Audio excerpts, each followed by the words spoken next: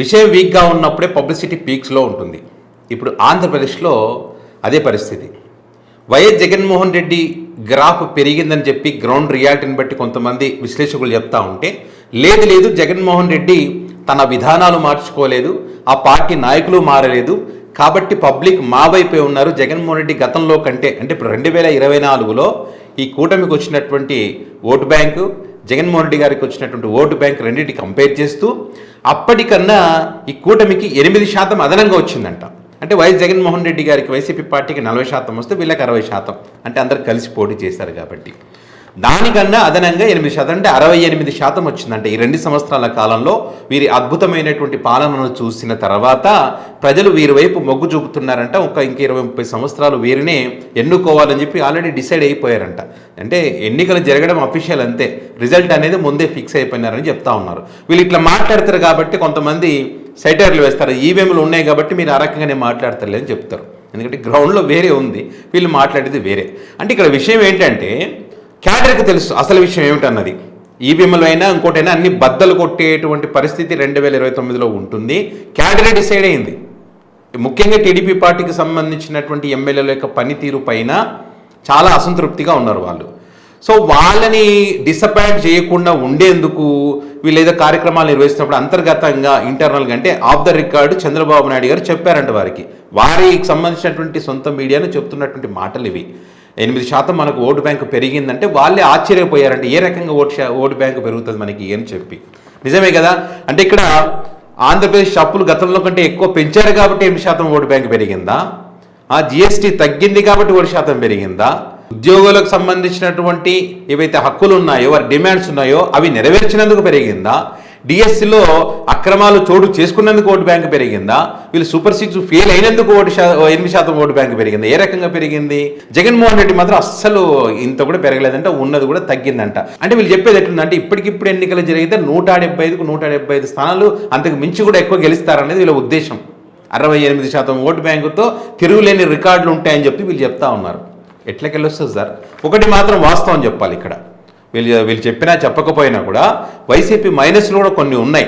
ముఖ్యంగా ఇప్పుడు east Godavari, west Godavari ఈ జిల్లాల్లో వైసీపీ పార్టీ ఇంకా పుంజుకోలేదు. 2024 ఆ ఎన్నికలతో కంపేర్ చేసుకున్నప్పుడు గతంలో మంచి పొజిషన్లో ఉన్న పార్టీ ఈ ఎన్నికల తర్వాత మాత్రం ఇంకా చాలా మార్పు రావాల్సినటువంటి అవసరం ఉంది. 2 సంవత్సరాల కాలంలో ఎలాంటి మార్పు లేదనేది వైసీపీ పార్టీ కూడా ఒప్పుకుంటుంది. దాని తగ్గ ప్రణాళికలు, కార్యాచరణ రూపొందించుకుంటుంది. ఇప్పటివరకైతే ఎలాంటి మార్పు లేదు 2024తో కంపేర్ చేసినప్పుడు. మిగతా జిల్లాల పరిస్థితి చూస్తే కూటమికి దారుణమైన పరిస్థితి. అంటే ఇక్కడ ఈ 2 జిల్లాలు మినహాయిస్తే మిగతా ప్రాంతం అంతా కూడా వైఎస్ జగన్మోహన్ రెడ్డి గారికి చేతుల్లోనే ఉన్నది అన్నది వాస్తవం.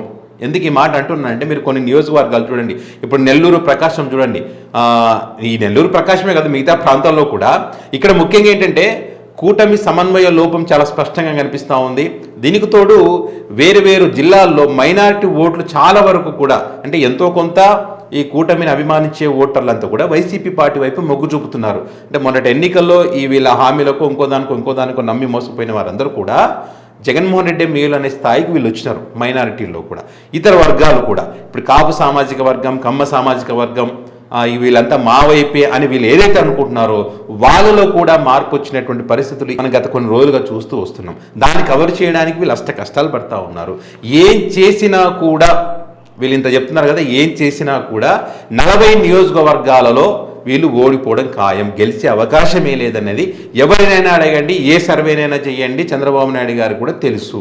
మొన్న 2026 జనవరిలోనే 42 మంది ఎమ్మెల్యేల యొక్క పనితీరు బాగలేదు, వీళ్ళు గెలిచే అవకాశమే లేదు, రెడ్ జోన్లో ఉన్నారన్నది మన అందరం చూస్తూనే ఉన్నాం. సో అలాంటప్పుడు 8% ఓటు బ్యాంక్ ఎట్లకెళ్ళి పెరిగింది, ఎట్లకెళ్ళి 175 అంటే జగన్మోహన్ రెడ్డి గారు 175కి 175 గెలుస్తా అని చెప్పారు కదా, అంటే అది వాళ్ళ స్ట్రాటజీ.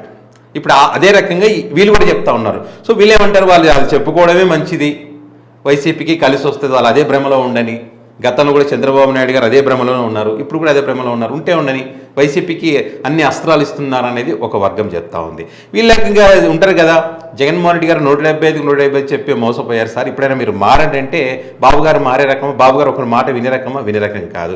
మరి పవన్ కళ్యాణ్ గారు ఏమైనా క్యాట చెప్తే వినే రకమా, పరిస్థితి గ్రౌండ్ రియాలిటీ సంబంధించి వాళ్ళు వినే రకం కాదు. నాకు మీరు ఏది చెప్పకూడదు, నేను చెప్పింది మీరు వినాలి, వినకుండా మొండికేస్తారంటే నా పార్టీ నుంచి వెళ్ళిపోండి అని చెప్పి ఎవరికి వాళ్ళు హుకుం జారీ చేస్తూ ఉంటే వాళ్ళు ఎక్కడ చెప్తారు, ఎక్కడుంటారు చెప్పండి. అంటే కేవలం ఇక్కడ అంటే ఇక్కడ కేవలం కార్యకర్తల్లో ఉత్సాహం నింపేందుకు మాత్రమే చెప్తున్నారు కానీ గ్రౌండ్ రియాలిటీ వేరే ఉంది. వైఎస్ఆర్ కాంగ్రెస్ పార్టీ గతంలో కంటే అంటే 2024లో ఘోర ఓటమి చవి చూసిన తర్వాత దాని నుంచి అనేక పాఠాలు నేర్చుకుంది కాబట్టి క్యాడరు కసిగా పనిచేస్తూ ఉన్నారు. వైఎస్ జగన్మోహన్ రెడ్డి గారు కూడా ఇప్పుడు విదేశీ పర్యటన పోయించిన తర్వాత చాలా చాలా మార్పులు వచ్చినాయి. అసలు ఏం జరిగిందని కూటమి కూడా ఆశ్చర్యపోయేటువంటి మార్పులు వచ్చినాయి. మరి ఆ మార్పుల కారణంగానే చాలామంది కూడా తాడేపల్లి ఆఫీస్కి క్యూ కడతా ఉన్నారు. మీరు చూస్తూ ఉన్నారు కదా, ప్రతి ఒక్కరు కూడా జగన్మోహన్ రెడ్డి గారికి కలవడం, చివరికి అమరావతికి సంబంధించినటువంటి రైతులు కూడా జగన్మోహన్ రెడ్డి గారు కలిశారు. డిఎస్సిలో మోసపోయినటువంటి వారు జగన్మోహన్ రెడ్డి గారు కలిశారు. ఇట్లా అనేక వర్గాలన్నీ కూడా జగన్మోహన్ రెడ్డి గారిని కలవడానికి సిద్ధమవుతా ఉన్నారు. అంటే ఈ 2029 ఎన్నికలకు ఇప్పటి నుంచే వాళ్ళు ఒక యుద్ధాన్ని మొదలు పెట్టారు అనడంలో ఎలాంటి సందేహమే లేదు. సో ఇట్లా క్రమక్రమంగా వైఎస్ జగన్మోహన్ రెడ్డి గారు పుంజుకుంటూ తన గ్రాఫ్ పెంచుకుంటుంటే వీళ్ళేమో జగన్మోహన్ రెడ్డి గారి గ్రాఫ్ ఎక్కడుంది అక్కడే ఉంది, పెరగలేదు, మాకు 8% పెరిగిందని వీళ్ళు చెప్పుకుంటున్నారు. అంటే వీళ్ళు చెప్పిన 8% పెరిగితే 175 రావాలి. ఎగ్జాంపుల్ కొన్ని నియోజకవర్గాలు చూడండి, రైల్వే కోడూరు గెలిచే అవకాశం ఉందా, తిరువూరు నియోజకవర్గం మళ్ళీ గెలిచే ఛాన్స్ ఉందా, శ్రీకాళహస్తి మళ్ళీ గెలిచే ఛాన్స్ ఉందా, సత్యవేడు మళ్ళీ గెలిచే ఛాన్స్ ఉందా, తిరుపతి మళ్ళీ గెలిచే ఛాన్స్ ఉందా, కడప గెలిచే ఛాన్స్ ఉందా, విజయనగరం జిల్లాలో కొన్ని ఉన్నాయి నియోజకవర్గాలు. సో ఇట్లా చెప్పుకుంటూ పోతే పెద్ద లిస్టే ఉంది. కలిసి పోటీ చేసినా ఇంకో ముగ్గురు కలిసినా కూడా గెలవనటువంటి నియోజకవర్గాలు కొన్ని ఉన్నాయి. సో ఇది same time YSR Congress party కూడా ఈస్ట్ వెస్ట్లో పుంజుకోలేదు. దాంతోపాటు మిగతా జిల్లాల్లో అంటే కొన్ని నియోజకవర్గాల్లో వైఎస్ఆర్ కాంగ్రెస్ పార్టీ ఇంకా పుంజుకోవాల్సినటువంటి అవసరం ఉంది. అక్కడ ఉన్నటువంటి లీడర్లను, బలమైనటువంటి లీడర్లను తయారు చేసినటువంటి అవసరం ఉంది. కొంతమంది బలమైన లీడర్ ఉన్నప్పుడు కూడా ఎందుకంటే యాక్టివ్గా లేరు, వాళ్ళని యాక్టివ్గా చేయాల్సినటువంటి బాధ్యత కూడా జగన్మోహన్ రెడ్డి గారి పైన ఉంది. సో ఆ రకంగా యాక్టివ్ చేస్తేనే ఇక్కడ క్యాడర్ బలంగా పనిచేస్తుంది. ఒక బలమైన లీడర్ ఉన్నప్పుడు క్యాడర్ కూడా యాక్టివ్ పనిచేయడానికి అవకాశం ఉంటుంది. సో ఏ పార్టీ అయినా ఏ లీడర్ అయినా గ్రౌండ్ రియాలిటీ ఏంటి తెలుసుకుంటే పార్టీ మళ్ళీ బతికి బట్టకట్టడానికి అవకాశం ఉంటుంది. లేకపోతే ఒకసారి చరిత్ర వెనక్కి తిరిగి చూస్తే ఎలాంటి పరిస్థితులు ఎదుర్కొన్నారో అందరికీ అర్థమవుతుంది. వైసీపీ కానీ, టీడీపీ పార్టీ కానీ, జనసేన ఏ పార్టీ అయినా సరే. సో ఫైనల్గా ఏంటంటే చంద్రబాబు నాయుడు గారు ఏదైతే కూటమికి 8% ఓటు బ్యాంక్ పెరిగిందని చెప్పారో అది రివర్స్లో వైసీపీ పార్టీకి పెరిగినటువంటి ఓటు బ్యాంకు. సో ఇది విషయం, మరికొన్ని విషయాలు మరొక వీడియోలో మాట్లాడుకుందాం. మరి ఈ అంశానికి సంబంధించి మీ అభిప్రాయాన్ని కామెంట్ రూపంలో పెట్టగలరు. ఏ నియోజకవర్గాల్లో కూటమి ఓడిపోయే అవకాశం ఉంది, ఏ నియోజకవర్గాలలో వైసీపీ పార్టీ బలపడాల్సినటువంటి అవసరం ఉంది, వీటికి సంబంధించి మీ దగ్గర ఉన్నటువంటి సమాచారాన్ని కామెంట్ రూపంలో పెట్టగలరు. Thank you.